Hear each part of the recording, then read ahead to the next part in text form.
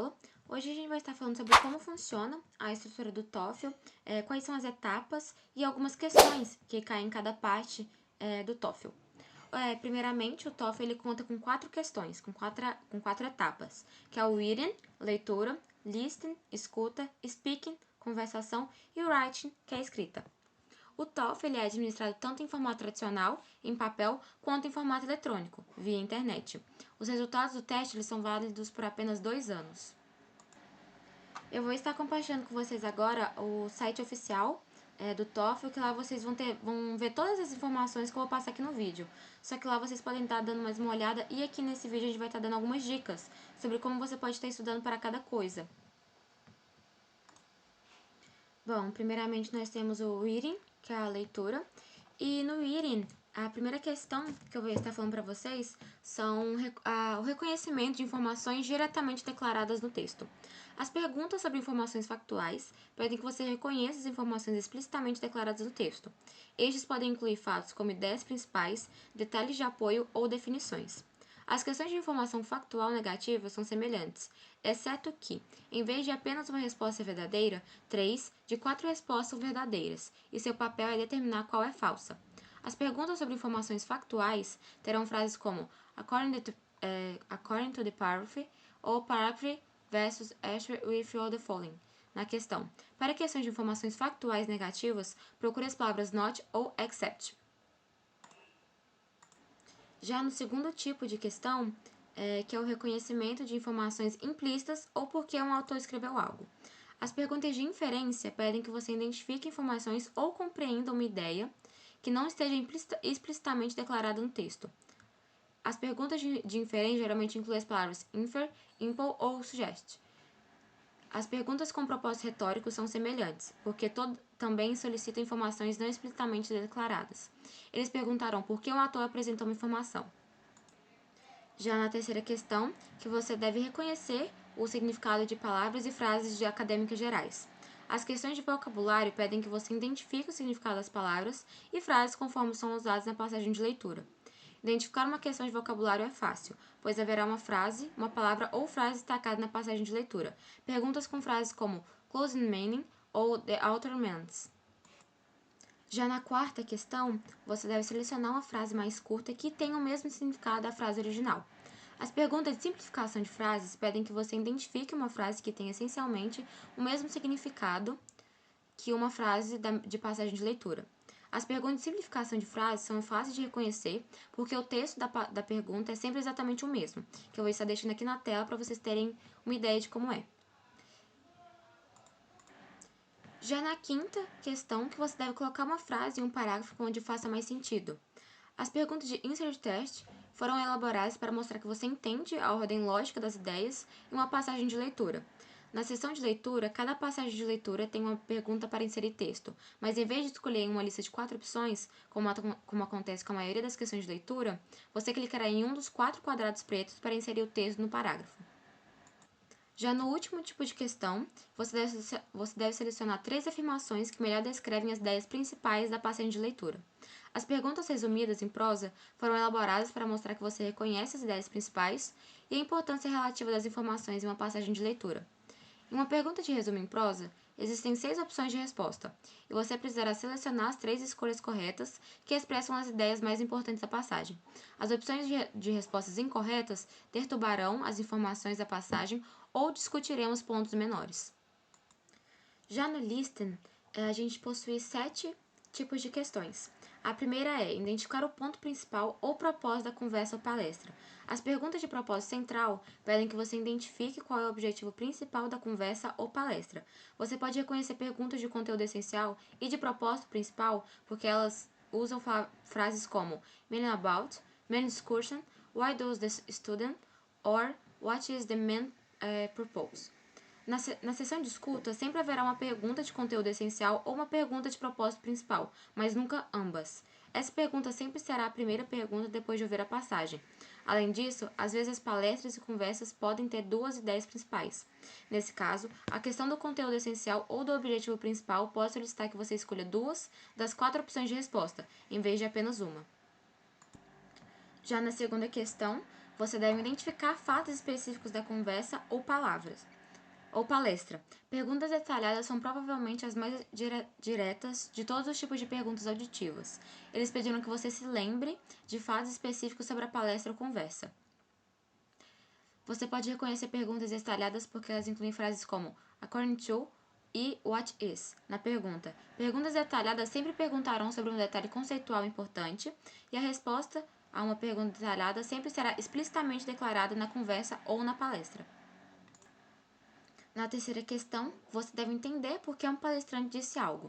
As questões funcionais pedem que você identifique o significado específico de uma afirmação em um determinado contexto, porque uma afirmação pode ter significados diferentes dependendo da situação. Em outras palavras, o significado real é diferente do significado superficial ou literal. Por exemplo, se você estiver em uma sala com outras pessoas e alguém disser "It's just chilling here", o que eles realmente querem dizer é "Could someone close the window?". Você pode reconhecer questões funcionais porque elas incluem frases como "What does the professor mean and he say?" ou "Why does the student say?". Já na quarta questão, você deve reconhecer como um palestrante se sente sobre algo. As perguntas de atitude pedem que você demonstre compreensão da atitude do orador ou de seus sentimentos sobre alguma coisa.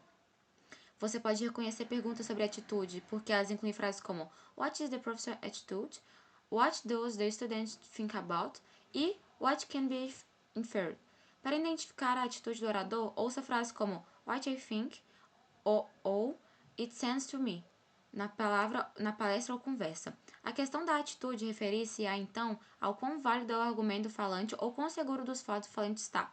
Ao responder perguntas de atitude, ouça o tom de voz do locutor. Por exemplo, se uma conversa tiver alguém aceitando um pedido de desculpa, o tom será gentil e compreensivo.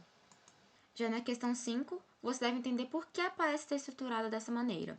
As questões organizacionais pedem que você demonstre compreensão de como uma palestra é estruturada.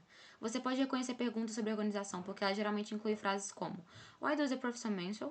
ou "Why does the professor discourse?". Esse tipo de frases mostram que muitas vezes são feitas perguntas sobre a organização sobre os exemplos de uma palestra. Por isso, ajuda a ouvir os exemplos e pensar por que o professor os está usando. Aqui vai uma dica de audição que pode ajudá-lo a entender como uma palestra é organizada. Ouça as palavras-sinal que indicam a introdução, as 10 principais, os exemplos e a conclusão ou resumo. Podem ser palavras sequenciais como first, next ou then, ou podem indicar o tempo ou uma cronologia, como before, during ou since. Ou poderiam mostrar causa e efeito, como according ou as results.